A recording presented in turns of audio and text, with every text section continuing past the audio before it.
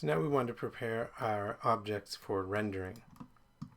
And to do that, we want to change some of the qualities of the surfaces, color and how shiny they are. We want to change the lighting, and we want to change the render settings. So first, let's look at the surfaces. Now we've got the section selected here. You can see it's selected in the outliner. And if I just right click on this and go down to material attributes, it'll open up the attribute editor. If I slide over here, you'll see something called Lambert 2, and that's the gray color on the object here. And we want to make this into a shiny white object. So instead of Lambert here, in the Lambert 2 material, we'll change this to Blinn. See that it's got some glossiness on it now. And we'll turn the color to white.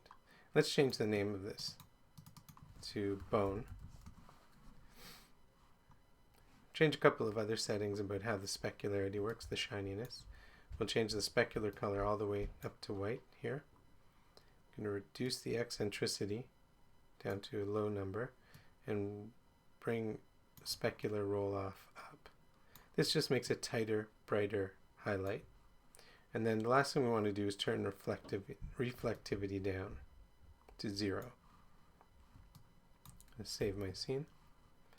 Now if we go in the channel box and turn off, now it should still preserve the black, but if we turn off section and go to skull, it should have that same material on it, because we're changing the material that was on all of these things.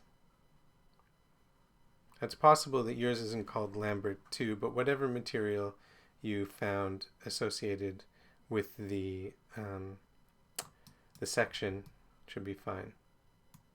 So now we just want to change the skins material. We're just going to render this as pure black without any shading on it. We're just using it as an outline, really. So we can right click on this and go to Assign Existing Material and choose Surface Shader 1. That's the black material we put on the cube that we sectioned the skull with. So it will just render black no matter what the lighting is like. So let's look at the lighting now. Turn on your skull and go to Create Lights and create a point light again, just like we did in the last assignment. And if we want to see this object reacting to the light, you can press 7 on the keyboard. You have to do this for every view that you're in. I'm going to raise this up. I don't want such a harsh light. You can see these ridges in the skull. These are artifacts from the scanning process. So I'm going to pull this out. Maybe a little bit more over to the left. I want some shading in here, and I want some shadows to be cast. Let's just do a quick test render from this view. Okay, so by default you're going to be rendering with what's called the Maya software renderer. I want to change this to Mental Ray in the view window, and we'll change it in our render settings after. But if we do another test render with this, now we can see those shadows. But you see everything is very dark. So we're going to add another light. In fact, we'll just duplicate this point light by selecting it and clicking Command D, and we can move it down and under. This will be our little bit of reflected light. Now it's very bright as it is, so if we open up the attribute editor for this with the light selected, Control A, and turn the intensity down to something like 0.2, and we want to turn off Emit Specular here, and also scroll down until we get to, if you don't see this here, under Shadows, open this up and down a little bit farther. Use Ray Trace Shadows. That's on by default. We want to turn that off. So if we just go in here and render again. So it's just filling in some of that darkness here. Now it's still a little bit too dark. So what we're going to do here is a more advanced lighting setup. We're going to add some computer-generated indirect light. So you can see where my lights are. The key light is up here and to the left. This one is down below and to the right, just so we're getting a bit of rim light. can move this around to get a different feel. But we want to add an indirect light, and we do this not by actually adding an object in the scene, but by changing some of the render settings. So the render settings are all up here in this little icon, the clapboard with the gear on it. And we've got to change a few things. So let's do these one at a time. So if you don't see all these tabs here, that means you have to change this drop down from Maya Software to Mental Ray. Now, it's possible that you might not see Mental Ray here. And let's just solve this problem first in case it comes up. Go to the Windows menu, go to Settings and Preferences, go to the Plugin Manager, and then just scroll through here until you find one called Maya 2MR. Mine is down here. Yours might be in a slightly different spot, but it's Maya 2MR, so Maya to Mental Ray bundle. Make sure this is loaded and you can click on auto load. And then it should appear here now. So first of all, we want to change our render size. I don't know what the image size will be by default. Mine's at HD540, but we want to go in and change this to letter. Okay. Next tab, go over to quality. Let's turn the quality up to 1 rather than 0.25. And then here under advanced light sampling, now if you don't see that tab, it means this is turned off, but we just want to find indirect diffuse GI mode. We're going to turn on something called final gather. What final gather is a method for Maya to look at the colors of nearby objects and bounce that color from one object to another, as light does in the real world. It transfers color from proximal objects to their neighbors. Then under Scene, we're going to click on this button under Environment that says Image-Based Lighting, Create. Now it should open up in the attribute editor the settings for the image-based lighting. If it doesn't, you can select this in your outliner here. Mental Ray IBL 1. IBL is image-based lighting. So over here we want to change a couple of things. First we want to change the type of thing that's casting the light in the scene. So rather than an image, we'll just do a texture. Then we can just change the color of the texture here. So we don't want to add any color to it, but we just want to add some brightness. So if we click in the color and we get hue, saturation, and value. We just want to give it a slight value, 0.1. Now let's look at what the render is like. Now, you'll probably see it takes longer to render. It's a bigger thing that it's rendering, and it's performing some more computation. See, it's rendering in these little squares, and then it's going to go back and average out the color. So that gray background is casting some light onto our skull. And you can see that our shadows aren't nearly as dark because some of this light is bleeding into our model. See, it takes much longer to render.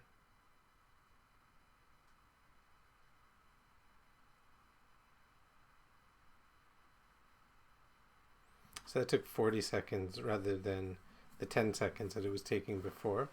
But that's fine since we're just doing single frames.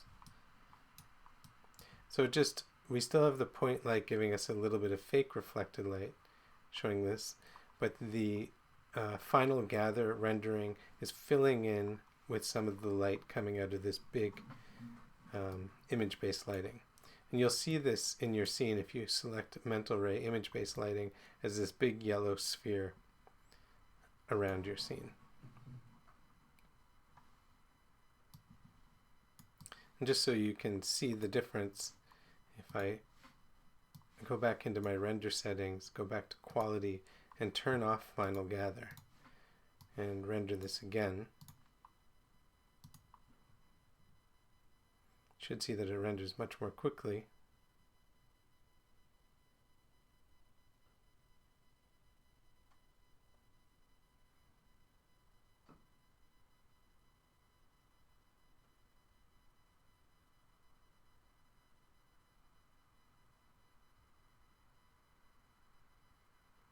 23 seconds, so a little more than half, but the shadows are much darker and sharper.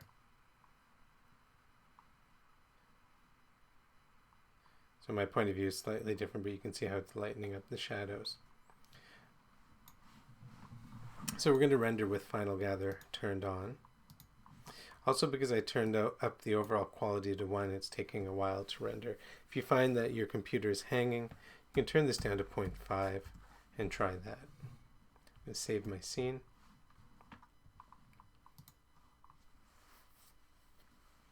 The last thing I'm going to do is to create our standard black cube. Should be 1 unit by 1 unit before we do anything about it. We don't have to scale it or anything. I'll just call this 1 centimeter. Oh, just centimeter. And I'll right click on it and go to Assign Existing Material, Surface Shader. So we just get our black cube here. We want to place this so it's visible in both shots, or both views, I should say, depending on whichever model we have visible. So test it with the skin model turned on. Yeah, so it's visible in both these shots. And this will allow us to calibrate if we want to. And if we don't want to see it in the final illustration, we can just erase it.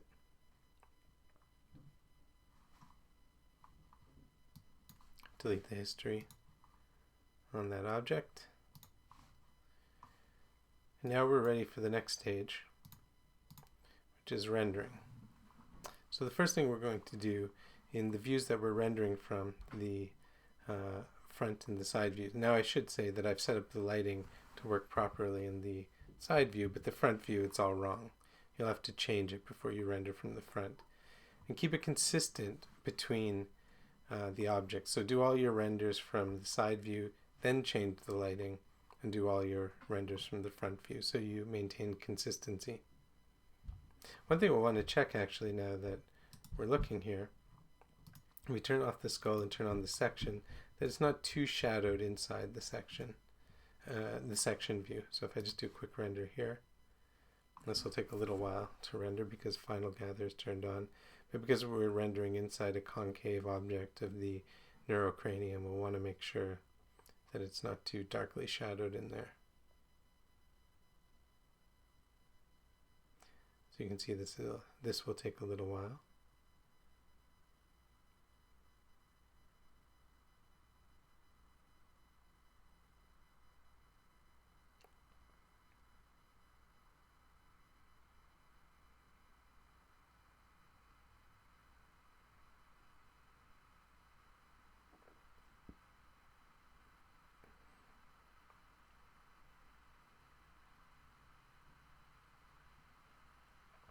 But this is looking fine. I'm not seeing anything too dark. This black part are those the section lines where we cut the model. So I'm just going to hit escape to get out of the render. Save my scene. And in both of these views, if we want to go to the View menu in the panel, go to Camera Settings, turn on the resolution gate, and then also go to Camera Settings and change it from horizontal to vertical so we can see the whole thing here.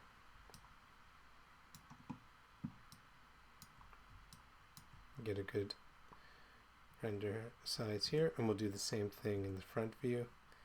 View, Camera Settings, resolution gate, View, Camera Settings, vertical. You can see when we zoom in, this thing might have to be in a little bit closer. Maybe we'll move it down a little bit to get something like this. Now we'll have to calibrate these things in Photoshop or Illustrator to get the same scale. But that's how you set up for rendering. So when we return, we'll come back to do the actual renders.